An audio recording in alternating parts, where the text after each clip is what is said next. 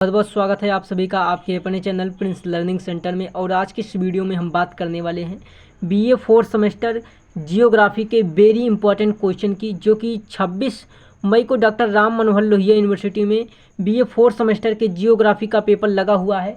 तो अगर आपने अभी तक जियोग्राफी की कोई भी तैयारी नहीं की है तो आज की इस वीडियो में जो प्रश्न बताने वाला हूं बस इसी प्रश्न को तैयार कर लेना, आपके पेपर में 100% नंबर आने वाले हैं। तो चलिए देख लेते हैं कौन कौन से इंपॉर्टेंट प्रश्न हैं। तो देखिए सबसे पहला प्रश्न जो है, सबसे पहले हम अति लघु उत्तरीय प्रश्न शॉर्ट टाइप आंसर देखते हैं, जो कि 3 नंबर में पूछा जाता है। 3 नंबर में तो उनके लिए क्या बेस्ट रहने वाला वेरी इंपॉर्टेंट क्वेश्चन कौन से हैं। तो सबसे पहला वेरी इंपॉर्टेंट क्वेश्चन जो है वो संसाधन की परिभाषा, संसाधन किसे कहते हैं या संसाधन से क्या आशय है, संसाधन क्या होता है, सबसे पहला क्वेश्चन है और वेरी इंपॉर्टेंट क्वेश्चन है। 3 नंबर में आपको ये पूछा जाएगा क्वेश्चन, ठीक। उसके बाद दूसरा क्वेश्चन है आर्थिक क्रिया की परिभाषा। ये बहुत इंपॉर्टेंट प्रश्न है कि आर्थिक क्रिया की परिभाषा क्या होती है, आर्थिक क्रिया से क्या आशय है। और उसके बाद अगला इंपॉर्टेंट प्रश्न देखें तो अगला इंपॉर्टेंट प्रश्न है जो है आर्थिक संगठन क्या है, आर्थिक संगठन क्या है।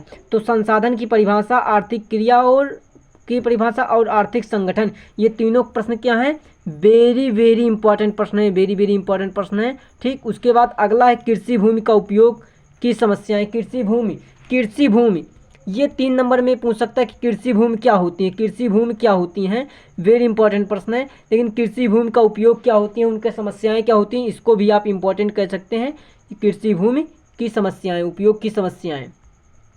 उसके बाद भारत में सूती वस्त्र उद्योग, वेरी इंपॉर्टेंट प्रश्न है कि भारत में सूती उद्योग कहाँ पर स्थित है या भारत में सूती उद्योग क्या है, ठीक। तो कहाँ पर स्थित है थोड़ा एक्सप्लेन करने को आ सकता है, ठीक।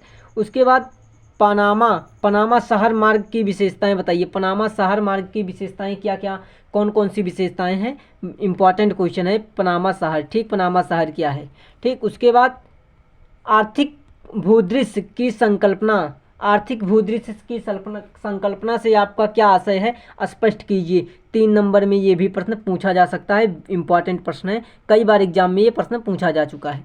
उसके बाद अगला जो इंपॉर्टेंट प्रश्न है वो आर्थिक क्रियाएं, आर्थिक क्रियाएं से आपका क्या आशय है, क्या अभिप्राय है, स्पष्ट कीजिए। 3 नंबर के लिए बहुत ही महत्वपूर्ण है, वेरी वेरी इंपॉर्टेंट क्वेश्चन है आर्थिक क्रियाएं। आर्थिक क्रियाएं क्या होती हैं, वे कौन सी क्रियाएं होती हैं जो आर्थिक क्रियाएं में शामिल है। उसके बाद अगला वेरी इंपॉर्टेंट क्वेश्चन है मृदा संरक्षण। मृदा संरक्षण से आपका क्या आशय है, इसको रोकने के या कम करने के उपाय लिखिए। वेरी वेरी इंपॉर्टेंट आप प्रश्न कह सकते हैं, ये आपके एग्जाम में देखने को मिलने वाला है। उसके बाद अगला प्रश्न जो है, अगला प्रश्न है कि क्या जनसंख्या एक संसाधन है, स्पष्ट कीजिए।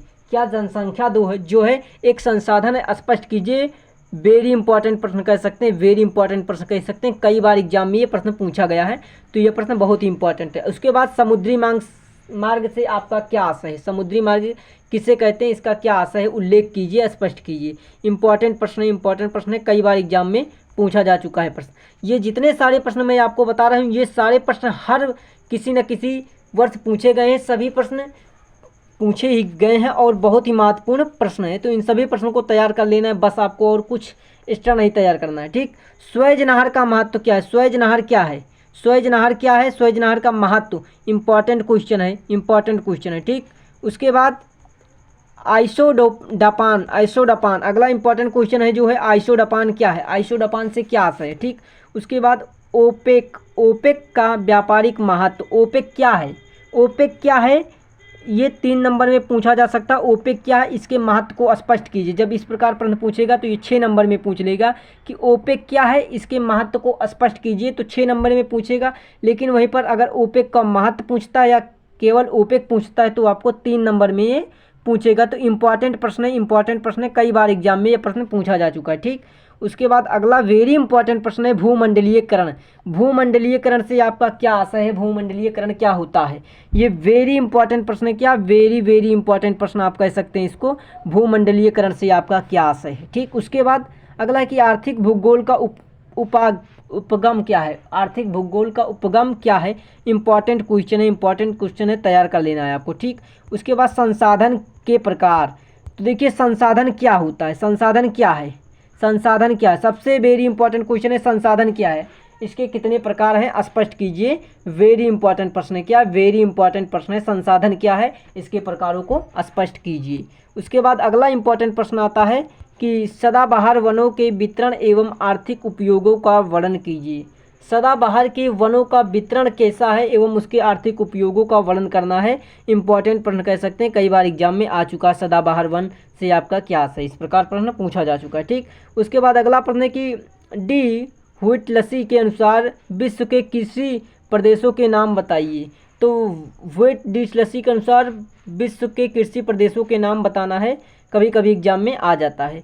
तथा एक किसी प्रदेश की व्याख्या कीजिए। लॉन्ग में प्रश्न पूछता है, जब आता है 6 से या 10, 6 नंबर में या 10 नंबर में पूछता है। ठीक, तो इम्पॉर्टेंट है, कभी कभी एग्जाम में आ जाता है।